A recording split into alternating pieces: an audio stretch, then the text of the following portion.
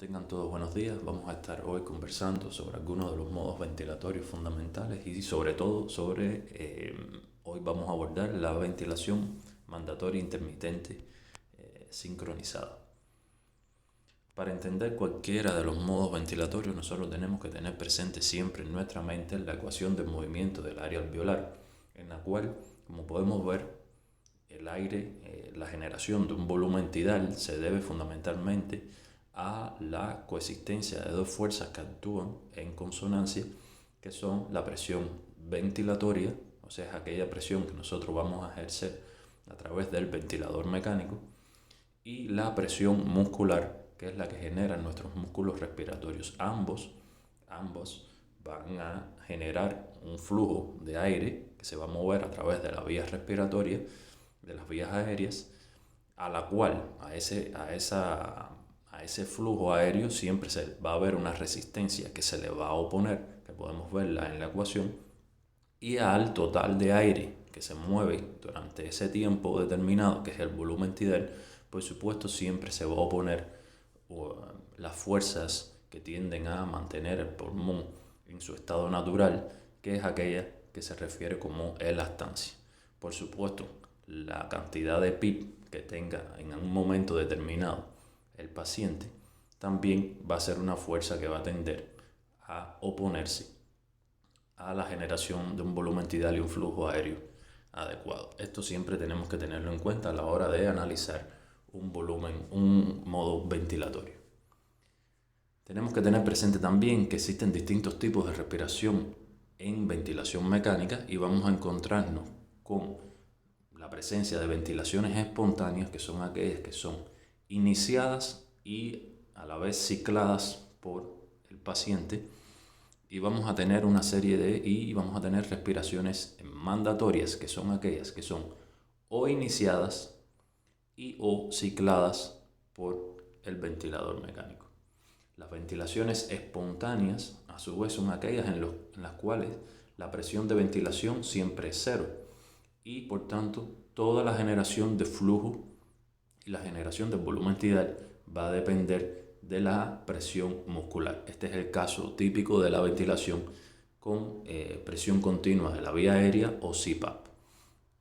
Sin embargo, cuando estas respiraciones espontáneas, puede ofrecerse una presión ventilatoria mayor de cero, y en ese caso es que decimos que esta respiración espontánea es asistida. También tenemos que tener presente que ya cuando nos movemos no estamos hablando de respiraciones individuales, sino que estamos hablando de una secuencia respiratoria. En ventilación mecánica podemos ver tres secuencias respiratorias fundamentales: la ventilación espontánea continua, este es el caso del CPAP, por ejemplo, o también de la ventilación en presión soporte. Vamos a tener la ventilación mandatoria intermitente, es aquella en la que se combinarán respiraciones espontáneas y respiraciones mandatorias, y la ventilación mandatoria continua. Y por supuesto van a surgir de la combinación entre respiraciones y estas secuencias, y la combinación de estas secuencias con la forma en la que se otorga el volumen tidal, ya sea a través de modalidades reguladas por presión y por volumen, 5 patrones básicos de respiración que se pueden observar. Entonces, yendo ya directamente a la ventilación mandatoria intermitente sincronizada, este es un modo ventilatorio en el que existe un número preseleccionado de respiraciones mandatorias que son entregadas al paciente, y entre estas respiraciones mandatorias, o sea que son iniciadas y a la vez cicladas o cicladas por el ventilador, el paciente va a tener la posibilidad de realizar respiraciones espontáneas. Esto es un modo ventilatorio que se originaron sus principios generales conceptuales desde el año 1955 por Engström. En los años 1970 ya se introduce la primera forma de ventilación mandatoria intermitente, IMV, como un medio de soporte ventilatorio, sobre todo para los lactantes con distrés respiratorio. Y en 1973 ya este modo comienza a utilizarse por primera vez para facilitar la separación del ventilador. en los pacientes adultos también. Las respiraciones mandatorias en SIMB pueden ser iniciadas por el paciente o pueden ser iniciadas por el ventilador. Ya en la actualidad se trata de que estas respiraciones mandatorias puedan, de cierta manera, ser sincronizadas con el esfuerzo espontáneo del paciente. Por tanto, una mandatoria puede ser iniciada o por el paciente o por el ventilador.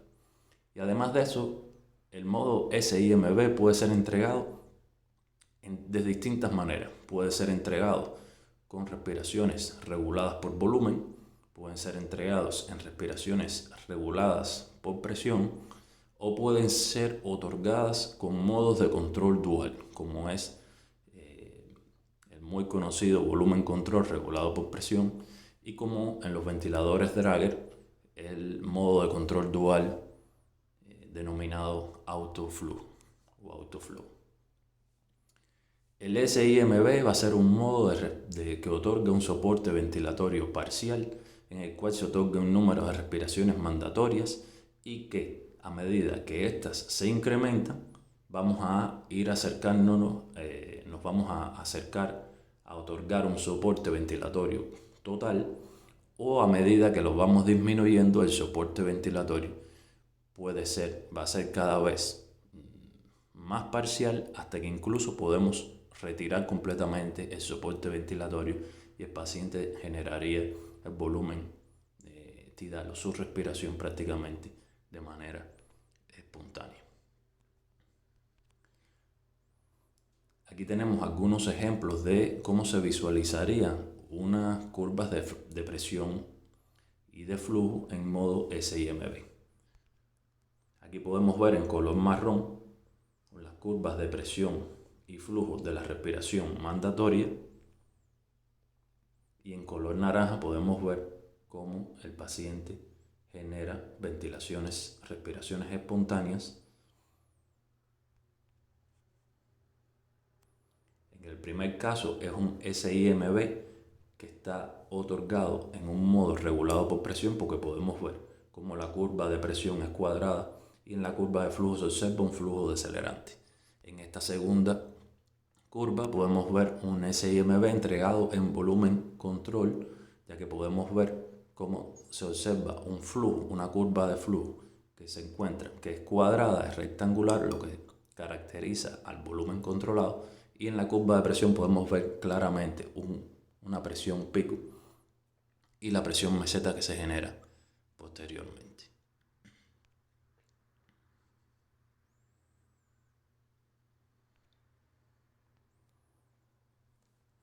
Ahora, uno de los elementos fundamentales del SIMB consiste en la sincronización de las respiraciones o de los esfuerzos espontáneos del paciente con el ventilador. Entonces, ¿cómo es que el ventilador decide si se va a otorgar una respiración espontánea o una respiración mandatoria cuando el paciente desarrolla un esfuerzo inspiratorio? En este caso, tenemos que tener presente tres conceptos. Uno es el ciclo SIMB, que lo vemos aquí representado en verde, es el tiempo que transcurre entre cada respiración mandatoria que usted haya seleccionado anteriormente. Tenemos el periodo SIMB, que es el tiempo que dura la respiración mandatoria.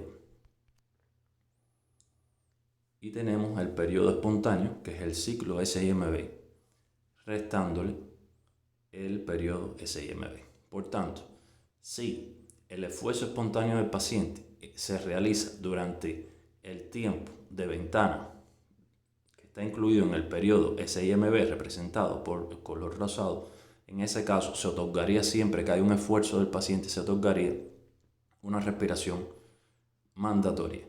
Mientras que si el esfuerzo del paciente está incluido en el periodo espontáneo calculado por el ventilador, en ese caso siempre se va a otorgar una respiración espontánea.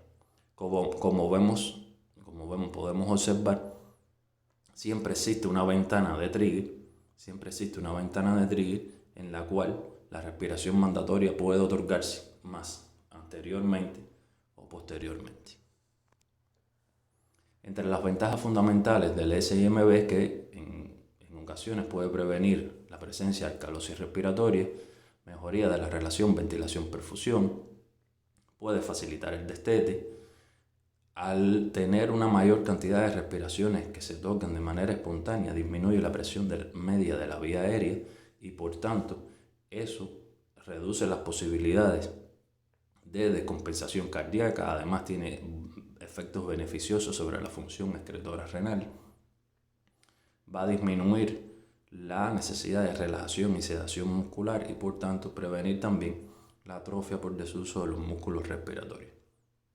Sin embargo, si no se maneja de manera adecuada, puede provocar un aumento del trabajo respiratorio, también aumentar el riesgo de retención de CO2, por lo tanto hay que estar seguro de que el paciente tiene un nivel de conciencia lo bastante adecuado como que para que permita un patrón respiratorio aceptable. Tiene como otro efecto negativo que puede provocar fatiga diafragmática en el caso de que no estemos otorgando el soporte adecuado para el paciente y que puede prolongar de manera paradójica el destete, aunque uno de sus principales usos ha sido facilitar el destete del ventilador. En ocasiones, si no somos lo suficientemente activos, podemos conllevar a un retraso en el destete del paciente. Pues estos son los elementos fundamentales del modo SIMB. Espero que les haya gustado. Que tengan todos buen día.